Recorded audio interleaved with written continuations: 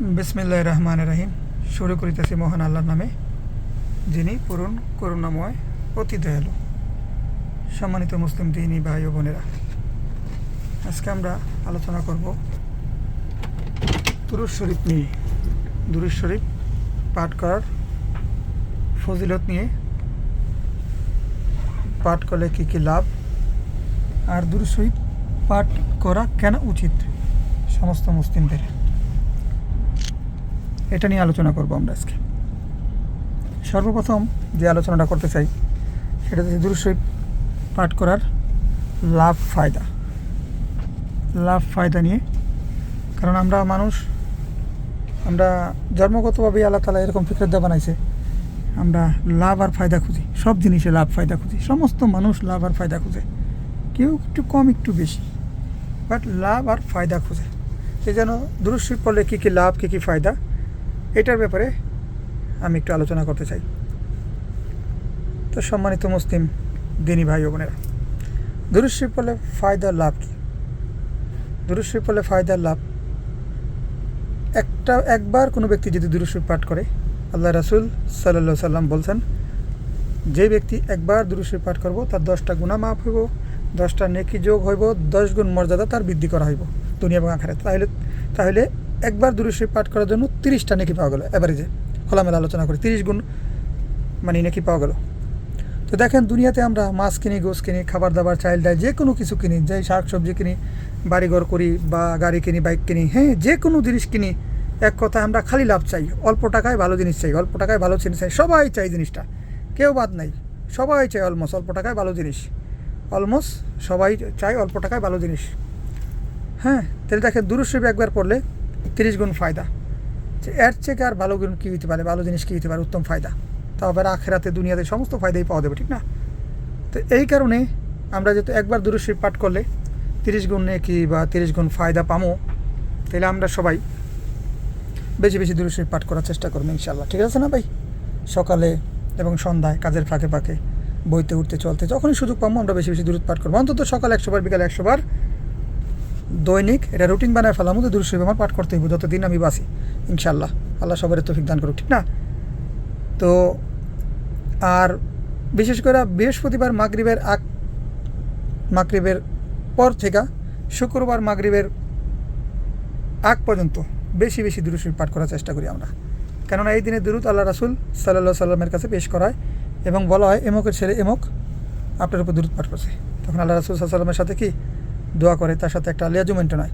আর দুরূদ শরীফ যদি আমরা সবসময় পাঠ করি, তাহলে কি আল্লাহ রাসূল সাল্লাল্লাহু আলাইহি সাল্লামের সাথে আমাদের একটা লিয়াজু মেনটেন হইব, সুন্দর একটা লিয়াজু মেনটেন হইব, তার সাথে একটা সম্পর্ক হইব, ঠিক না? আল্লাহ রাসূল যেহেতু আমাদেরকে ভাই বলছেন, ঠিক আছে, তো এটুকু তো আমরা করতেই পারি, দুরূদ শরীফটা পাঠ করতেই পারি। তো সবসময় আমরা এই দুরূদ শরীফ পাঠ করার চেষ্টা করি। তো দুরূদ শরীফের আরও বহুত ফায়দা আছে, আমি সংক্ষিপ্ত ফায়দার কথা বলি। আল্লাহ রাসূল সাল্লাল্লাহু আলাইহি সাল্লামের সোনার মদিনা হয়তো যাওয়ার তৌফিক দিব আল্লাহ। আল্লাহ রাসূল মরার আগে হয়তো বেশি বেশি আল্লাহ তাআলা স্বপ্নে দেখাইব, হ্যাঁ, মরার আগে হয়তো বা কলেমা নসিব হইব, কিয়ামতের ময়দানে আল্লাহ রাসূল হয়তো শাফাত করবো, সুপারিশ করবো আমাদের জন্য। এই অসংখ্য ফায়দা আছে। 50টার উপরে সম্মানিত ওলামায়ে কেরাম বিভিন্ন ওয়াজ মাহফিল বয়ানে বক্তব্য দেন, 50টার উপরে ফায়দা আছে। কোনো আলেম ওলামা বক্তব্য দেন যে 70টার উপরে ফায়দা আছে শুধুমাত্র কি দুরূদ শরীফ পাঠ করাতে। আরও বহুত ফায়দা আছে, হ্যাঁ, সম্মানিত আলেম ওলামা যারা আছে তারা জানেন দুরূদ শরীফের ভিতরে কত ফায়দা আছে। তো আমরা ছোট এই আমলটা করার চেষ্টা করি, দুরূদ শরীফটা পাঠ করার চেষ্টা করি, ঠিক না? দুরূদ শরীফ পাঠ করলে দুনিয়া এবং আখিরাতে বহুত ফায়দা আছে, ফায়দার শেষ নেই। আমি সংক্ষিপ্ত আলোচনা করলাম, যেহেতু আমরা মানুষ সৃষ্টিগতভাবে, জন্মগতভাবে আমরা কী করি, ওই ফায়দার পিছিয়ে দৌড়াই, খালি ফায়দা, হ্যাঁ, খালি চাহিদা, খালি ফায়দার পিছিয়ে দৌড়াই। এলাকা ফায়দা নিয়ে আলোচনা করলাম যে দুরূদ শরীফ পাঠ করলে আমাদের কী ফায়দা। এখন আমরা আলোচনা করবো, আসুন ইনশাল্লাহ, কেন করা উচিত। এটা একটা ইম্পর্টেন্ট বিষয়, কেন করা উচিত। এই কারণে করা উচিত, আল্লাহর হুকুম আছে দুরূদ শরীফ পাঠ করে। আল্লাহ তাআলা বলছেন যে আমার মহব্বত করে, যে রাসূলরে ফলো করে, রাসূলের ভিতরে উত্তম আদর্শ। হ্যাঁ, আল্লাহ তাআলা বলছে রাসূলরে ফলো করতে, সাল্লাল্লাহু আলাইহি সাল্লামরে ফলো করতে, তার সমস্ত কিছুরে ফলো করতে বলছে, তার ভিতরে উত্তম আদর্শ আছে, ফলো করতে বলছে। এক। আর দ্বিতীয় কথা হচ্ছে, আল্লাহ রাসূল সাল্লাল্লাহু আলাইহি সাল্লাম দিন ইসলাম খাড়া করার জন্য অনেক কষ্ট করছে, অনেক ত্যাগ স্বীকার করছে, অনেকভাবে মায়ের গোতা খাইছে, বেজ্জিত হয়েছে, ঘর ছাড়া হয়েছে, হ্যাঁ, দেশ ছাড়া হয়েছে, ঠিক না, নির্যাতিত হয়েছে, তারা হত্যার চেষ্টা করা হয়েছে 14 থেকে 15 বার। তো অনেক কষ্ট করছে উনি দিন ইসলামের জন্য। তার দাঁত মোবারক শাহাদাত হয়েছে, হ্যাঁ, তার দাঁত কাফেররা তার দাঁত ভেঙে ফেলাইছে, তার উপরে নারী বুড়ি, পচা নারী বুড়ি চাপাই দিছে। এরকম মিলে অনেক জুলুম নির্যাতন করছে, উনি দিন ইসলাম খাড়া করার জন্য, হকের কথা বলার জন্য, হ্যাঁ, আল্লাহ দিন প্রতিষ্ঠা করার জন্য মায়ের গুতা এত কিছু খাইছে, এত ত্যাগ স্বীকার করছে, স্যাক্রিফাইস করছে, করে উনি দিন ইসলাম খাড়া করা হয়ে গেছে। তো উনি আমাদের কাছে রোল মডেল, আমাদের আদর্শ। মোহাম্মদ সাল্লাহ সাল্লাম কি? আমার আদর্শ। মোহাম্মদ সাল্লাহ সাল্লাম কি? আমার রোল মডেল। এখন মোহাম্মদ সাল্লাহ সাল্লাম আমার আদর্শ, মোহাম্মদ সাল্লাহ সাল্লাম আমার রোল মডেল। তা আমি অবশ্যই আমি আমার মডেলকে ফলো করব, আমি আমার আদর্শকে ফলো করব, এবং আল্লাহর হুকুম আছে মোহাম্মদ সাল্লাহ সাল্লামকে ফলো করা, তো আমি আমার নবীরে ফলো করব। আমরা দুনিয়াতে দেখেন সন্তানাদি কী করে, সন্তানাদি বাপ মার মতো হইতে চায়, অর্থাৎ ছেলে মেয়ে থাকলে কেউ বাপের মতো হয়, কেউ মার মতো হয়, ঠিক না? বা যে যারে মহব্বত করে তার মতো হইতে চায়, সার্গিদ ওস্তাদের মতো হইতে চায়। সার্গিদ যদি ওস্তাদের কাছে কাজ শিখে, ওস্তাদ ভালো কাজ করলে সার্গিদ বলে আমি ওস্তাদের মতো। আবার যারা হলিউডের যারা হিরোইন আছে, হিরো আছে, সুপারস্টার আছে, দুনিয়াবি নাম করা সুপারস্টার আছে, তাদের মতো হইতে চায়। কেউ শাহরুখ খানের মতো চুল কাটে, কেউ সালমান খানের মতো চুল কাটে। দুনিয়াবি কেউ মেসির মতো হইতে চায়, কেউ রোনাল্ডোর মতো হইতে চায়, ঠিক না? এক একজনের মতো হইতে চায়।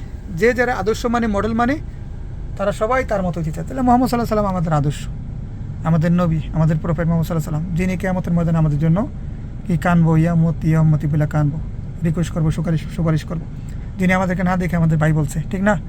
আমাদের জন্য উনি সারা জিন্দিগি কাজ করে হয়ে গেছে।